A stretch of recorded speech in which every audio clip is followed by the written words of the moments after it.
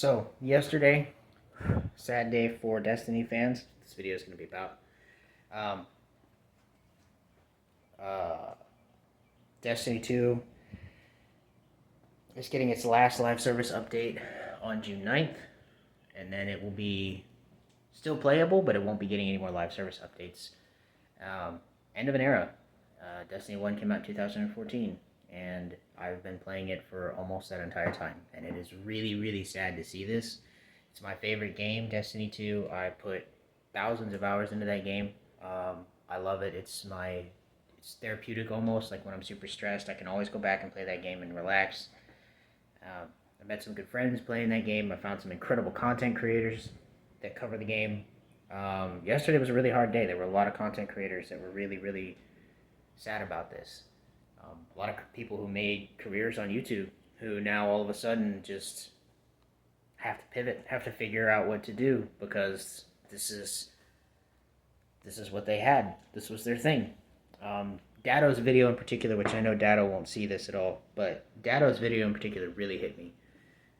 He broke down a couple times, and I feel him. It's a decade. It's over a decade. He's been covering Destiny 1, so 12 years, and it's just still there, but kind of not still there. But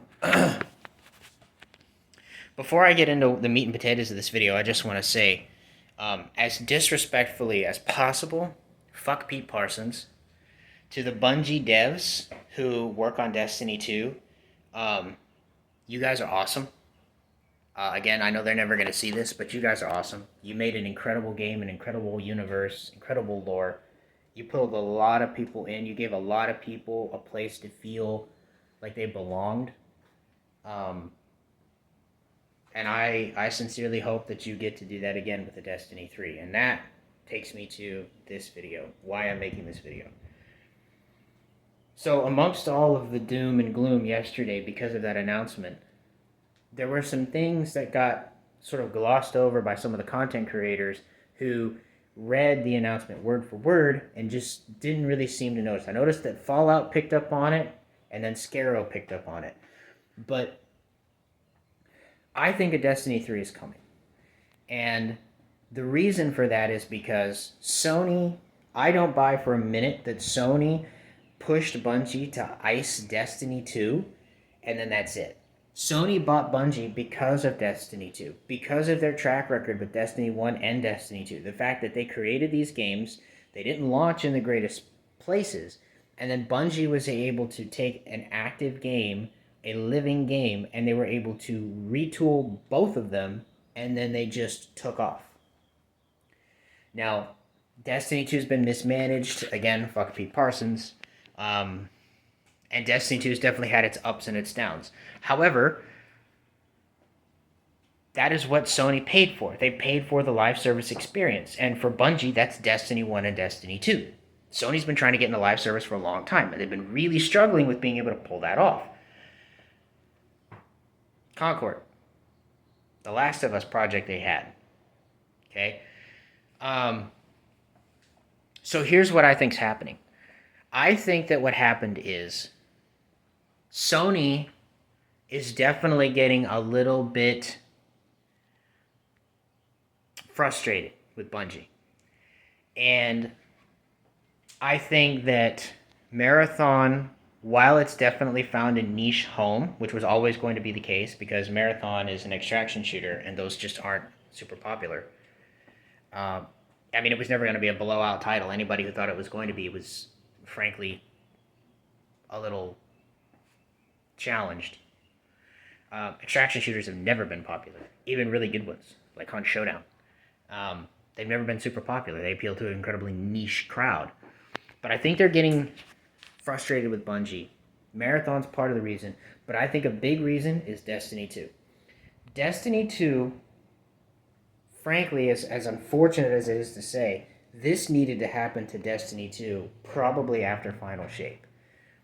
If after Final Shape, Bungie had come out and said, okay, guys, we've wrapped up our 10-year story, so we're going to take a break. We're going to put Destiny 2 in maintenance mode. It's still going to be playable, raids, dungeons. You still be able to go in and play strikes.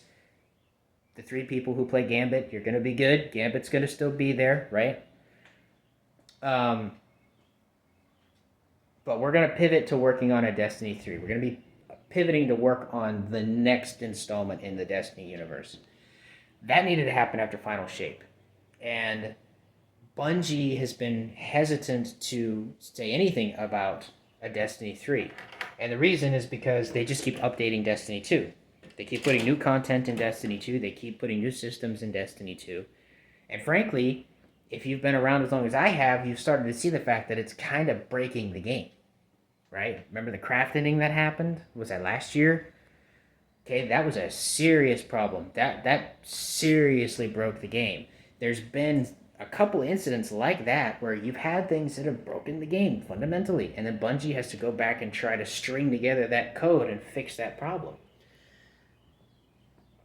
So I think what's going on is I think that Sony went to Bungie and they said, here's what's going to happen. You're going to put out one final update for Destiny 2, right? You're going to give your fans of that game, the reason we bought you,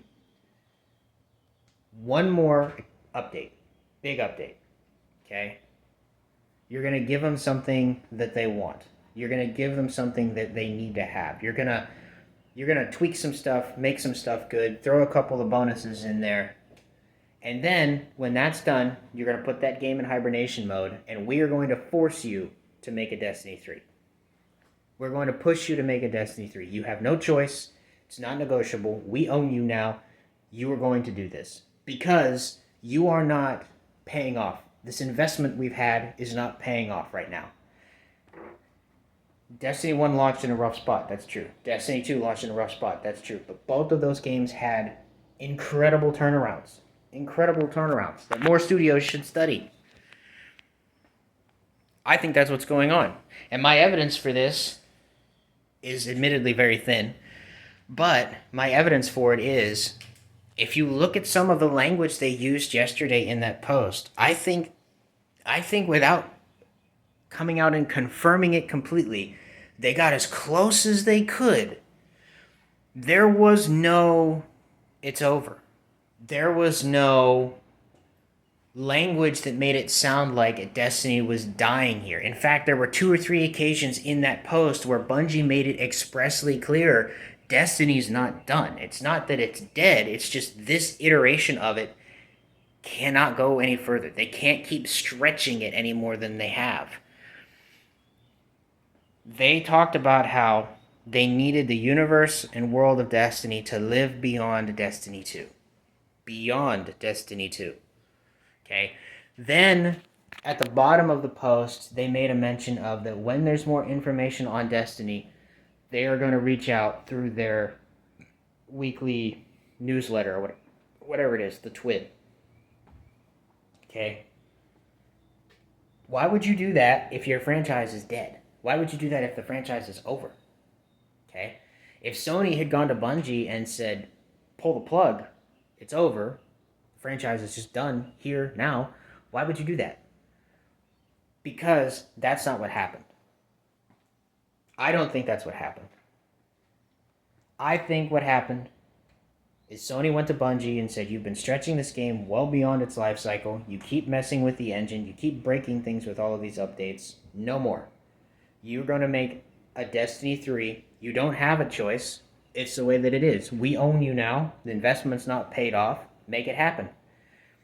Bungie came out and they said, okay, we don't really have much of a choice. Marathon hasn't really taken off the way that we wanted it to. Our basic income generator has been struggling for a long time. The management at Bungie wouldn't let them do it. And now Sony's stepping in and saying, okay, my opinion, haven't been able to confirm this. Sony's stepping in and saying, we own you. We own the studio.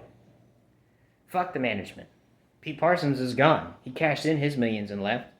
He took a bunch of people's jobs, destroyed the company. He's gone now. And I think Sony is like, okay, now you're going to do this. Now you don't have a choice. You had the magic. You captured lightning in a bottle twice. Do it a third time. And I think Sony's done the math. Yes, it's going to be a lot of money to invest into a Destiny 3. And by the way, the Tiger engine, I think, is another big reason. Sony, I'm sure that would have come up in that conversation, which I am almost 100% sure happened behind closed doors.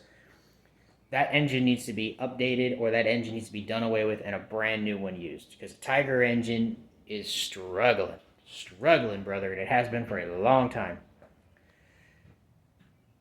I think that's what's going on. I think Sony read the writing on the wall. Pete is gone. Destiny 2 is struggling. Bungie management has not been willing to make a Destiny 3. They've kept forcing new things into Destiny, and they've stonewalled the community every time we've asked about a Destiny 3. And I think Sony finally said, you know what? Fuck it, we ball. One more update for Destiny 2. Put it on ice. Keep it playable. Keep your fans engaged. Make a Destiny 3. That game will sell. It will get eyeballs. It will get people to come back. Even people who might have been discouraged by D2 will come back for a Destiny 3.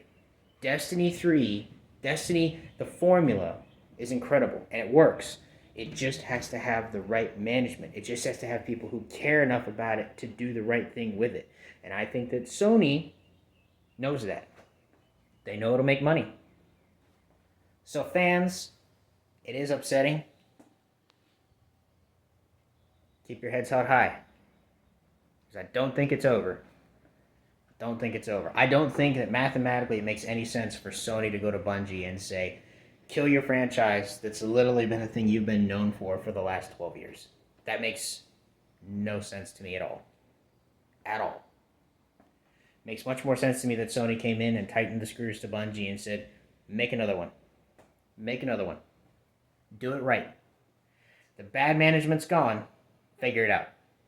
So, I don't think it's over. Hang tight.